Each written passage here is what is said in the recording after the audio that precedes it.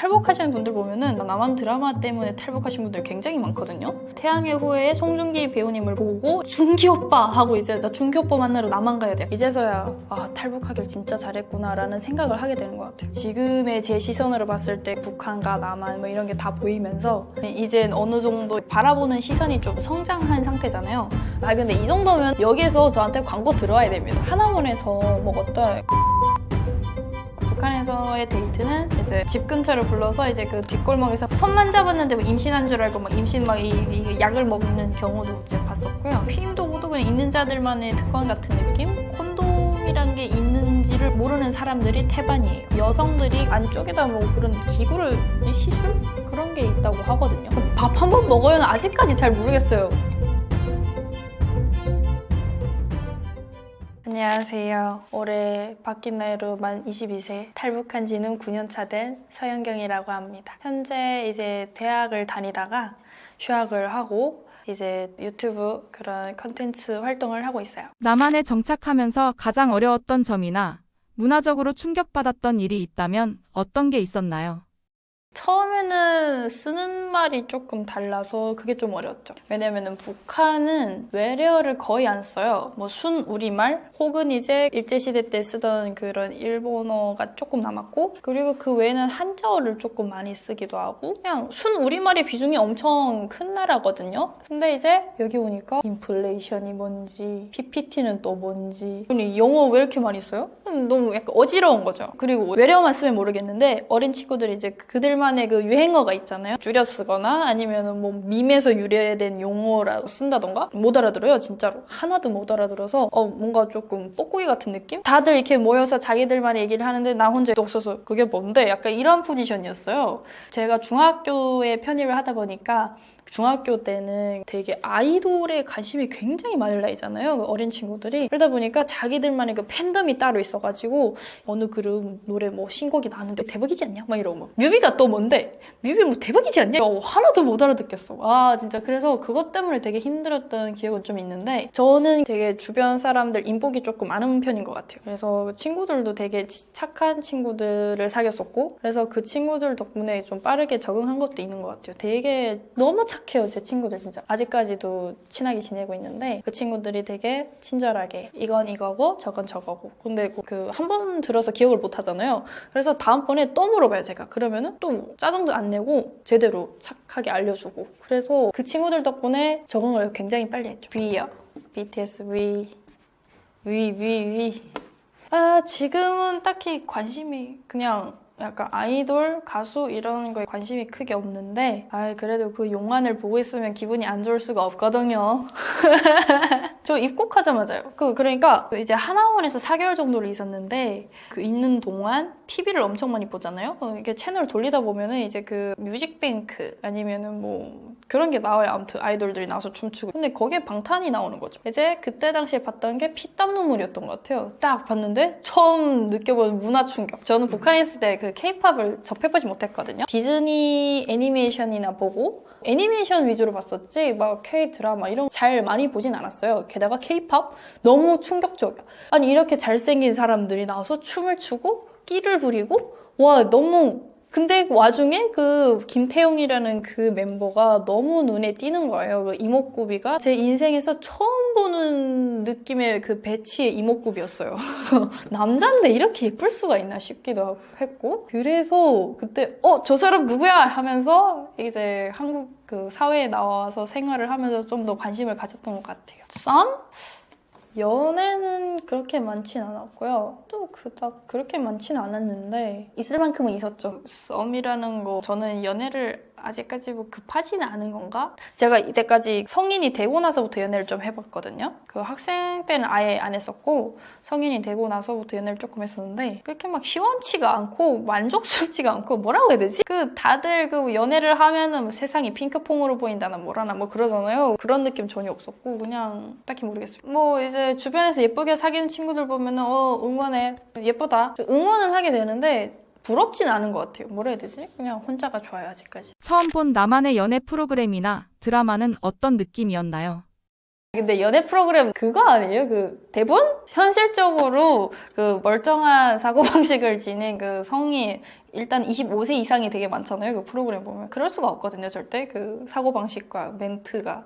저는 그래서 연애 프로그램을 안 보고요. 가끔 쇼츠를 뜨면은 좀 보다가 아익 하고 넘겨버려요. 너무 오글거려가지고.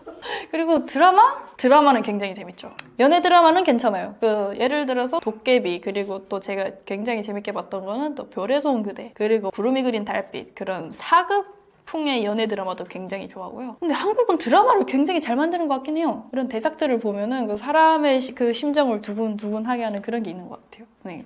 연애 프로그램이랑 별개로. 북한에는 뭐 저런 게 있었다면은 적어도 남한 드라마를 보고 탈북하진 않겠죠. 탈북하시는 분들 보면은 되게 그 의외로 생각보다 남한 드라마 때문에 탈북하신 분들 굉장히 많거든요.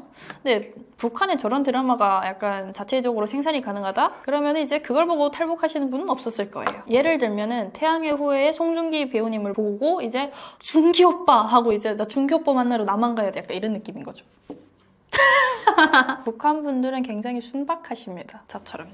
그냥 드라마는 이제 저희가 꾸준히 접할 수 있었는데 제가 그냥 안 본 거예요. 약간 드라마보다는 애니메이션에 있는 공주들이 좋을 나이였기 때문에 네, 그래서 드라마도 있었지만 굳이 보진 않은 거고 이제 애니메이션 위주로 봤었고 그랬었죠. 그리고 애초에 집에 가만히 붙어서 이제 드라마를 볼 위인이 아닙니다, 제가. 틈만 나면 나가서 땅바닥에서 구르고 막 산 올라가서 뭐 풀 캐오고, 풀은 왜 캐었는지 모르겠는데 풀이 아니라 꽃이었다.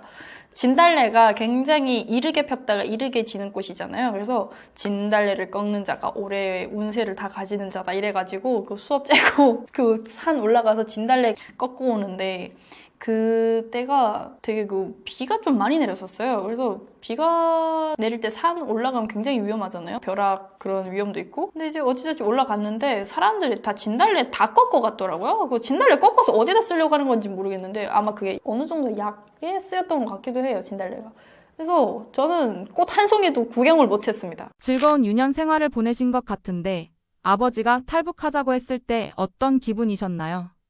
저희가 어떤 상황이었냐면은 그 원래 고급 아파트에서 살다가 이제 그 탈북을 결심한 이후에 아빠가 그 아파트를 처분하고 완전 그 아파트보다 몇 등급 낮은 그런 주택으로 이사를 했어요. 근데 저는 그 주택이 굉장히 마음에 안 들었던 거죠. 그 집이 너무 마음에 안 들었고요. 그리고 이제 좀 뭔가 어수선했어요, 집안 분위기가. 아빠가 이제 직접적으로 며칠 전부터 우리 가자라고 말을 안 했지만 뭔가 저는 어렴풋이 눈치를 채고 있었기 때문에 되게 그냥 좀 마음을 일찍부터 약간 좀 털어버리는 느낌? 그랬기 때문에 아빠가 그 당일에 가자고 말을 하고 이제 당일 출발을 했거든요. 그때 당시에 그냥 이제 드디어 가는구나 싶었어요, 그냥. 이제 며칠 동안 계속 어수선했고 이제 어느 정도 마음의 준비를 끝낸 상태였기 때문에. 근데 이제 그때 들었던 생각은 뭔가 저는 호기심이 되게 많은 종자인데 뭔가 약간 새로운 곳에 대한 그런 호기심이 조금 들었다고 해야 되나? 뭔가 우리가 이제 가는 곳이 어떤 곳일까? 뭐 남한이라는 건 알고 있었지만 뭐 대체적으로 어떤 느낌일까? 뭐 그런 걸 되게 상상을 많이 했었고 진짜 드라마에서 본 그런 느낌일까? 아니면 그 애니메이션에서 본 공주님들이 성 같을까? 뭐 약간 이런 상상도 했었고 아니면은 또 가다가 잡히면 어떻게 되는 거지? 라는 생각을 했었는데 그거는 좀 두려움이 너무 컸어서 그런가? 그런 생각이 들었다가 그냥 빨리빨리 잊어버렸던 것 같아요. 그래서 그냥 아빠가 떠나자 했을 때 부정적이거나 엄청나게 부정적인 어느 쪽도 아닌 그런 감정으로 그냥 따라 나섰던 것 같아요. 근데 잡히면 어떻게 되는지 뭐 어떻게든 되겠지? 약간 이런 느낌? 지금 저 탈북 못해요. 저 지금 하자고 했으면은 그렇게 나서지 못했을 거예요. 어리니까 약간 사리분별이 좀 덜 되고 약간 그런 상태니까 그렇게 그냥 어영부영 따라 나섰지 지금이었으면 너무 무서워가지고 못했을 것 같아요. 그리고 이미 뭐 어떤 과정인지 기억이 있잖아요. 머리를 딱 쳐가지고 기억이 없는 상태라면 뭐 할 수도 있을 것 같긴 한데 그렇질 않으니까 두 번은 못해요. 탈북하길 잘했다라는 생각이 들었던 적은 언제이신가요? 최근에 그거를 엄청 강하게 느끼고 있고요. 그런 생각을 강하게 하고 있고요. 탈북하길 잘했다. 왜냐면 이제 어느 정도 바라보는 시선이 조금은 좀 성장한 상태잖아요. 그러다 보니까 이제 지금의 제 시선으로 봤을 때 그 북한과 남한 뭐 이런 게 다 보이면서 이제서야 탈북하길 진짜 잘했구나라는 생각을 하게 되는 것 같아요. 그냥 예전까지는 그냥 학생 생활을 하면서 학교 생활을 할 때는 그냥 매 순간이 그냥 신기한 것 투성이어가지고 이제 그 적응하느라고 좀 어느 정도 그런 여유가 없었다고 해야 되나? 그냥 좀 받아들이는 정보를 흡수하기에도 좀 벅찬 시기였는데 어느 정도 약간 적응도 끝냈고 그러다 보니까 바라보는 시선이 조금 이렇게 된 느낌이 있어서 최근에 그걸 굉장히 그런 생각을 많이 하고 있습니다. 남한에서 먹어본 음식 중에서 가장 잘 맞았던 음식과 안 맞았던 음식은? 안 맞는 건 이제 삼합. 삼합은 정말로 너무 어려운 음식이고, 일단 진짜 처음에 먹었던 거는, 근데 이 정도면은 여기서 저한테 광고 들어와야 됩니다. 이제 처음 먹고 그냥 약간 강한 충격을 받은 음식이 있었는데, 그게 이제 하나원에서 먹었던 치킨이었어요. 페리카나 양념치킨. 정확하게 기억해요. 그냥 엄마가 그때 저희 면회에 왔었는데, 그때 이제 저랑 동생 둘 다 어리니까 어린아이들이 좋아할 만한 거 이제 피자랑 치킨을 이렇게 엄청 싸가지고 오신 거예요. 근데 이제 엄마가 앞에 앉아서 얘기를 하는데, 오랜만에 봤으니까 지금 뭐 워낙에 어릴 때 떨어지기도 했고 그러니까 엄마가 너무 어색해요. 그래서 이제 시선 둘 곳이 없어서 테이블을 봤는데 음식이 펼쳐져 있어. 그래서 이제 엄마가 먹으래요. 이게 또 쳐다보니까 먹어 편하게 먹어 이러길래, 이제 피자랑 치킨이 있었는데, 피자는 진짜 난생 처음 본 모양이고, 뭐 위에 토핑이 잔뜩 올라가 있는데 그 치즈 위에 올리브가 뿌려져 있었고 뭐 그런 거였거든요. 근데 너무 어색한 거예요. 그 음식이 막 치즈도 처음 봤고, 그리고 이제 그 올리브도 음식에 시커먼 게 올라가 있으니까 손이 안 가서, 그래서 집었던 게 양념치킨이었어요. 닭다리. 와, 한 입 딱 뜯었는데 그 이후로 그 하나원 수료를 하고 남한 나왔을 때 그냥 그 동네 페리카나 양념치킨 집의 그 단골이었습니다. 지금 제일 좋아하는 건 약간 바뀌었어요. 이제 그때 치킨을 너무 많이 먹어가지고 약간 어느 정도 질린 느낌이 있고, 최근에는 그냥 먹는 게 너무 좋은 인간이 되어버렸는데요. 그래서 살이 포동포동 올랐어요, 지금. 남남북녀라는 말에 어느 정도 공감하시나요?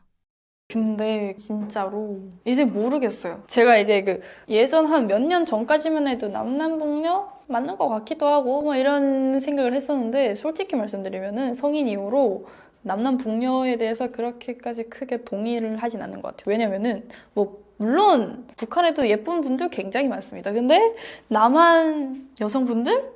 길 가다가 쓱 보면 너무 예쁘던데? 그래서 이제 남한 여성분들도 굉장히 비율적으로 따지면 굉장히 그 많은 분들이 예쁘시기 때문에 굳이 남남북녀는 딱히 아닌 것 같고요. 약간 그 좀 있는 것 같긴 해요. 최근엔 또 건강해야 돼, 약간 건강을 되게 우선시하면서 좀 안 그런 분들도 좀 계시겠지만, 어쨌든 한국에서는 그 극단적인 마름을 되게 선호하시는 분들이 많잖아요. 약간 어느 정도 조금 살이 찌면은 되게, 아무튼 그거에 대한 강박이 되게 심한 시선도 있기도 하고 막. 그런데 북한은 좀 살집이 있는 여성을 되게 미인상으로 봐요. 왜냐면은 조금 어느 정도 살집이 있고 그래야 뭐 아이 잘 낳는다 뭐 이런 얘기가 있거든요. 그리고 이제 아무래도 그 얼굴의 생김새라고 해야 되나?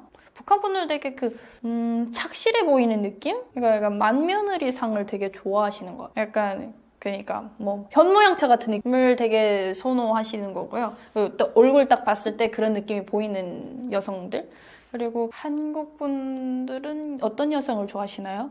저도 잘 모르겠네요.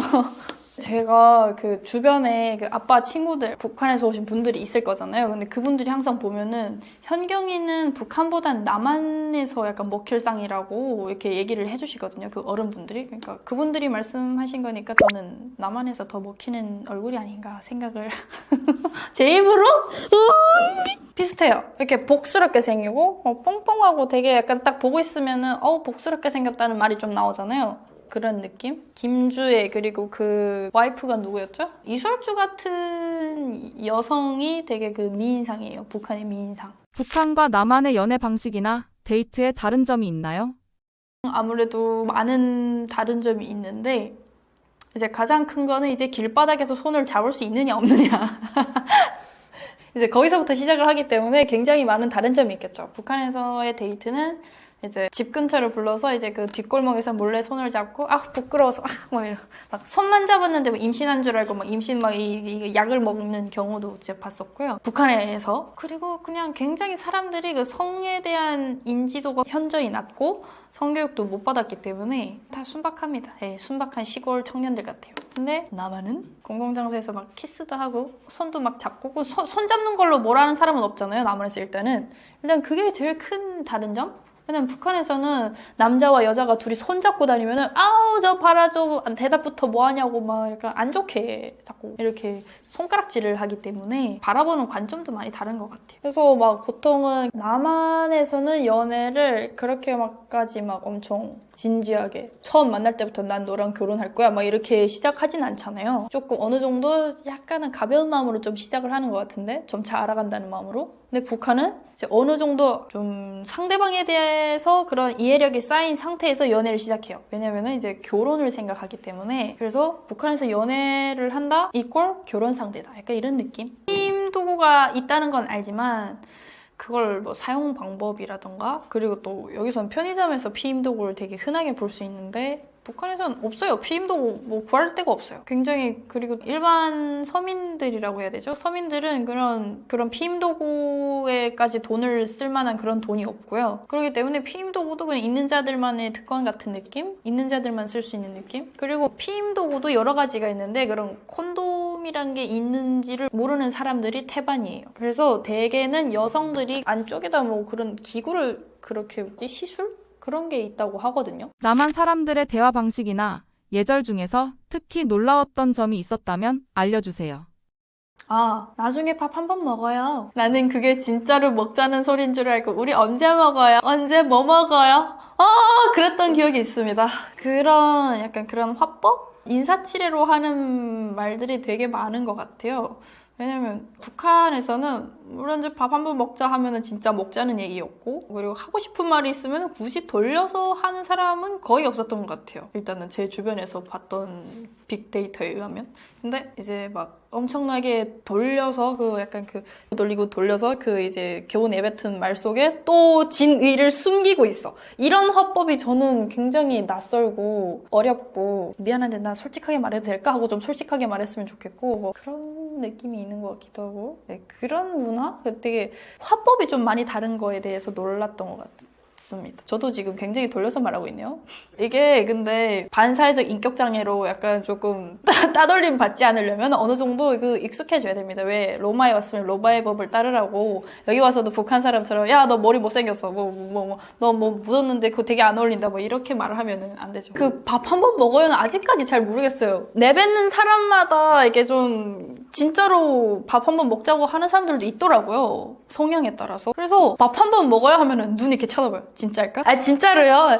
그래서 밥 한 번 먹어요라고 하면은 꼭 하는 말이 있어요. 진짜예요. 저는 이 말을 굉장히 진지하게 받아들이기 때문에 진짜 먹는 거예요. 이렇게 꼭 한번 말하는 것 같아요. 나이에 탈북을 결심하게 된 특별한 이유가 있었을까요? 일단 어릴 때 탈북을 했기 때문에 저희 아버지를 따라서 탈북을 하게 됐거든요. 탈북할 때 당시에 저 아빠, 제 여동생, 할머니 그리고 저까지 이제 4인 가족이 탈북을 같이 한 케이스인데 저희가 원래는 북한에서 살 때는 양강도에 살았었기 때문에 양강도 해산시 거기가 밀수로 이제 벌어먹고 사는 그런 분들이 많은 동네거든요. 해산시 하면은. 근데 그 밀수를 이제 하던 집안이었어요. 저희도. 그걸로 되게 돈을 많이 벌었고 그리고 생계 수단이 그거밖에 없었어요. 그런데 갑자기 밀수를 막아버리더니 그러면 먹고 살 게 없잖아요. 그러더니 이제 그렇다고 또 다른 수단을 열어두는 것도 아니에요. 그냥 밀수 띵 막아두고 그럼 뭐 먹고 살아요. 그러니까 이제 아빠가 그때 이제 딱 깨달은 거죠. 이 나라에서 살면 더 안 되겠구나. 지금 이제 밀수로 그나마 이제 우리는 다른 집들보다 먹고 살만 했는데 이걸 막아버리니까 그제서 이제 좀 현실을 약간 직시를 했달까요? 그래서 이제 남한으로 가야 된다. 한국으로 가야 된다. 라고 이제 결심을 하셔서 이제 저희까지 다 따라서 온 거죠. 여기까지. 그때가 15살 때였습니다. 어디 가서 저는 이제 특히나 인터뷰 이걸 하면서 자기소개를 할 때 탈북 몇 년 차입니다. 이렇게 얘기를 하잖아요. 작년까지 8년 차라고 할 때도 그닥 8년? 그냥 숫자로만 내뱉는 감각이 그런 느낌이 있었는데 9년 차입니다가 되고 나서부터는 뭔가 너무 빠른 느낌이 확 체감이 돼가지고 세월이 참 빠른 것 같아요. 학교 다닐 땐 그렇게도 안 가던 시간이 왜 성인이 되니까 이렇게 빠르게 흐르는지 참 알 수가 없네요. 탈북 과정에서 가장 힘들었던 순간이나 잊을 수 없는 일이 있다면 어떤 게 있었나요?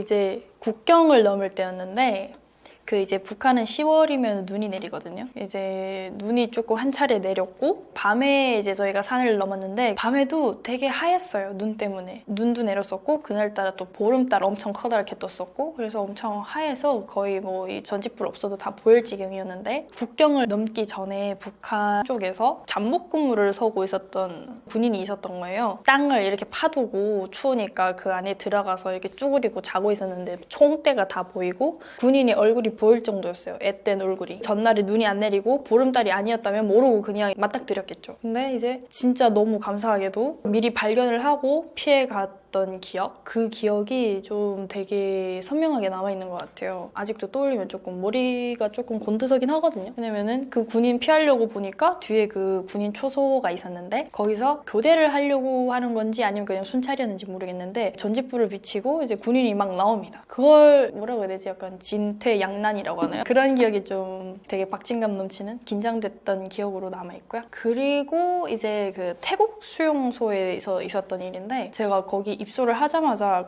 저희가 8일 동안 태국 수용소에 있었거든요. 근데 입소하자마자 너무 아픈 거예요. 너무 아파서 그 열병으로 되게 고생을 했었는데 이게 선생님들한테 약을 달라고 해서 약을 맨날 받아 먹었었는데 그냥 안 나왔어요. 6일 동안 너무 아파가지고 힘들었었는데 그 저희 옆에서 같이 그 중국에서 살다가 나오시는 이모분이 한 분 계셨는데 그분이 이제 저희 할머니한테 이거 현경이 할머니 이거 칼 과도를 내밀면서 현경이가 너무 아파하는데 이걸 한번 베개 밑에 넣어서 한번 하루 재워봐라 이런 거를 제가 잠결에 들었거든요. 근데 그래서 그 할머니가 그 말 듣자마자 뭐 손해볼 건 없으니까 바로 베개 밑에 넣어줬어요, 칼을. 근데 그러고 나서 이제 자고 일어났더니 너무 개운해져서 이게 뭔가 이 기억도 되게 선명하고요. 그 이후로 제가 그렇게 아파본 기억이 없어요. 그 이후로는 이제 아팠던 적이 딱 있네요. 그 코로나 그 19가 막 엄청 왕성하던 시기에 1차, 2차, 3차 감염까지 있었던 그 시기 제가 3번을 다 아팠던 사람으로서 아닌가? 첫 번째는 이제 아프진 않았어요. 감염은 됐는데 무증상으로 넘겼고 두 번째, 세 번째가 다 걸려서 진짜 고생을 했거든요. 근데 약을 먹으니까 낫더라고요. 그래서 약을 먹어서 나았기 때문에 그런 칼을 시도하진 않았습니다. 혹시 몰라요. 무슨 열병에 걸렸을 때 약을 먹어도 안 나으면은 또 과도를 넣을지도. 탈북하면서 북한에서 꼭 가져오고 싶었던 물건이나 특별히 챙겼던 물건이 있나요?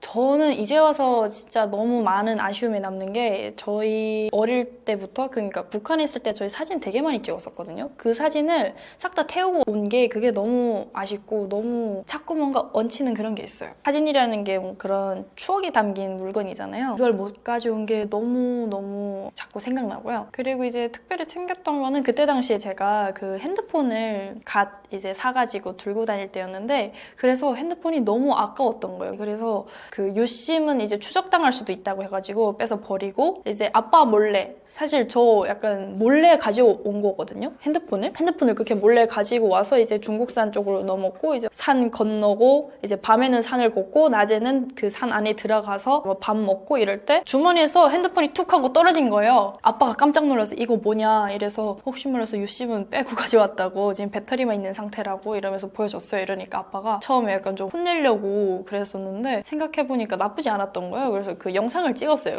약간 탈북 브이로그 찍었어요. 그거를 이제 입국하면서 이제 조사기관에 이렇게 저의 의견과는 무관하게 아빠와 선생님들이 약간 원만한 합의를 보셔가지고 지금은 없네요. 조회수 1000만 각인데 너무 아쉬운 거예요. 저는 제 여동생이랑 되게 사이가 조금 돈독한 현지야 돈독하지 우리? 돈독한 편이에요. 왜 그러냐면은 어릴 때부터 엄마 아빠가 이제 그 일 때문에 자주 나가서 일하시고 그러니까 자연스레 집에는 저랑 동생밖에 없잖아요. 그러니까 동생을 케어할 사람은 저밖에 없었어요. 그래서 제가 동생이랑 4살 차이인데 약간 언니 같으면서도 어찌 보면 엄마 같은 느낌? 약간 그런 느낌으로 동생을 많이 챙기다 보니까 되게 그런 유대감이 끈끈해요. 강해요. 근데 이제 그 어릴 때 그 동생이 진짜 이뻤거든요. 너무 귀여워서 그냥 항상 걔만 쳐다보면 약간 씹어버리고 싶은 귀여운 폭력성? 그럴 정도로 너무 귀여웠어요. 그래서 막 동생 사진도 되게 많았거든요. 제가 되게 좋아하는 사진이 있었는데 그 동생 사진을 못 가지고 온 게 너무 아쉬운 거예요. 그리고 이제 저도 어릴 때 지금이랑 많이 달랐기 때문에 어릴 때 진짜 예뻤어요. 저는 진짜 그 사진도 못 가져온 게 너무 후회되고, 그리고 막 가족 사진들, 그리고 그냥 저희는 되게 사소하게 그냥 집에 소니 카메라였나요? 그런 걸 가지고 있으면서 그 되게 그냥 아기를 다 찍었어요. 동생 어릴 때 시절을 그냥 다 찍었어요. 그 사진 못 가져온 게 너무 약간 아른아른하고 아쉽고 그런 거죠. 한때 또 인스타에 그게 유행했었잖아요. 그 나의 어릴 적 이러면서 또 약간, 혹은 엄마 아빠의 그 젊을 적 모습 약간 플러스 약간 엄마와 아빠를 합치니 내가 되었다 이러면서 뭐 그런 게 되게 유행했었는데, 아 이것도 너무 아쉬운 거죠. 우리 엄마 아빠도 나름 괜찮았는데. 북한에서 보낸 어린 시절을 떠올리면 어떤 기억들이 가장 많이 떠오르시나요? 저 북한에서는, 여기는 남한에서는, 한국에서는 친구들이 컴퓨터로 놀잖아요, 게임하면서. 저는 어린 시절을 게임으로 보내지 않았습니다. 밖에 나가서 이제 자연과 어울리면서 놀았어요. 저는 이제 새까맣게, 지금도 저는 좀 살짝 까무잡잡한 편인데, 지금 이 얼굴은 화장으로 다 덮은 상태고요. 까무잡잡한 편인데 그게 다 어릴 적에 많이 타서 그런 걸 거라고 생각을 해요. 선크림도 안 바르고 나가서 그냥 아기 때니까 그냥 그 나시티에다가 짧은 반바지 입고 그냥 아침에 나가면 밤에 깜깜하게 해가 질 때까지 안 들어와서 엄마 아빠가 막 찾으러 다니고, 그러다가 발각되면은 엉덩이 맴매 맞고 막, 약간 좀 많이 말괄량이 같은 느낌? 그러고 살다 보니까 그냥 어린 시절? 너 어릴 때 뭐하고 놀았어? 하면은 딱 그거밖에 안 떠올려요. 강가에서 물고기 잡던 기억. 동네에 그 남자애들이 되게 많았는데, 그 오빠들 되게 많았는데 따라다니면서 그 맨손으로 물고기 잡는 법을 배운 거예요, 제가. 그래서 물고기를 되게 잘 잡았어요, 맨손으로 팍 이렇게 해가지고. 그래서 이런 페트병 커다란 거 있잖아요, 그 1.25리터짜리 그걸로 그냥 아침에 그거 빈통 들고 나가면은 저녁에는 이제 가득 채워서 잡아오고, 또 다음날이 되면 물고기들 다 죽거든요. 콸콸콸콸 버리고 또 잡고. 그래서 항상 그 민물고기는 먹지도 못하잖아요. 항상 할아버지가 너 왜 이렇게 자꾸 물고기들 약간 괴롭히냐, 못된 어린이다 이러면은, 아니야 물고기들 날 좋아해 라고 하면서 또 그랬던 기억이 있죠. 제가 한국에 처음 왔을 때는 시력이 분명 2.0, 2.0이었거든요. 근데 최근 이제 한국 생활 9년이 되다 보니까 이제 그 현대 문물의 폐해라고 해야 되나? 많이 안 좋아졌어요. 이제 렌즈로 마이너스 1.5 정도 껴요. 많이 눈이 안 좋더라고요. 한국엔 왜 이렇게 안경 쓰는 친구들이 많을까? 어린데도 불구하고 생각을 해봤는데 핸드폰을 많이 해서 그렇구나 라는 결론을 내린 것 같아요. 제가 15살 때 왔는데 그때 시력 검사가 2.0, 2.0이었고요. 그리고 이제 약간 슬쩍 좀 흐릿하게 보이네 라고 했던 게 한 고1? 그러니까 18? 북한에 있을 때도 핸드폰 갖고 있긴 했는데 그거는 스마트폰이라기보다는 그냥 딱 손 전화로서의 기능이 좀 많았던 거라서, 그 스마트폰을 접하자마자 너무 신기해가지고 그냥 밤에도 그냥 이렇게 누워서 하고. 처음 인천공항에 도착했을 때 어떤 기분이 들었는지 궁금합니다. 솔직히 그때 그 인천공항에 딱 내렸을 때는 완전 그 꿈꾸는 기분이었어요, 되게. 그때 날씨가 11월 23일이었는데 좀 습했어요. 시간대가 새벽 시간대였던 것 같아요. 그렇게 습하고 해가 없었던 걸 보면은. 근데 이제 저는 그 태국에서 출발하기 전에 한국은 되게 따뜻하대 라는 말을 듣고 이제 태국 정도의 따뜻함을 생각을 했었고, 그래서 그 이제 패딩, 다들 어른들이 패딩을 챙길 때 저는 이제 맨투맨 이렇게 얇은 거 한 장만 챙겼습니다. 그래서 한국 되게 덥다는데 여러분 그 왜 패딩을 왜 입죠? 이러면서 그렇게 나갔던 기억도 있고, 아무튼 그렇게 얇은 맨투맨 한 장을 입고 비행기에서 딱 내리니까 너무 추운 거예요. 왜냐면 처음 타본 비행기도 너무 얼떨떨하고 무서웠고, 그리고 내렸는데 이제 좀 처음 보는 낯선 분들이 오셔가지고 빨리 버스에 타라고 하시고, 그러다 보니까 그냥 하면서 그 흘러갔던 것 같아서 아직도 그때 당시를 떠올리면 그냥 약간 꿈처럼 약간 뽀얗게 안개가 낀 느낌? 국정원 조사 중 있었던 충격적인 일이 있으셨나요? 제가 조사를 한 2, 3일 받고 나서 이제 4일차를 이제 그 나가서 했던 얘기 또 하고 있었는데, 이제 조사관 쌤이 툭 그러는 거예요. 너 옆집에 개 있지? 이러면서 막, 옆집에 개가 살았지? 이러면서, 땡땡이가 살았지 않았어? 걔네 고모가 몇 년 전에 무슨 일 때문에 어떻게 되고 이런 걸 물어보는 거예요, 오히려 저한테. 그래서 어떻게 하셨어요? 이러니까 하면서 다 아는 법이 있지 막 이러시는 거예요. 그게 너무 신기했어요. 어린 마음에 그건 너무 신기한 거예요. 그 조사관 쌤이 북한에 가본 것도 아닌데 우리 주변에서 살았던 것도 아닌데 그걸 다 알고 있는 게 너무 신기해요. 그게 되게 신기했던 기억인 것 같아요. 그런 말이 있잖아요. 옆집 우리 집 숟가락이 몇 개였는지도 안다 뭐 그런 얘기가 그것 때문에 나온 것 같아요.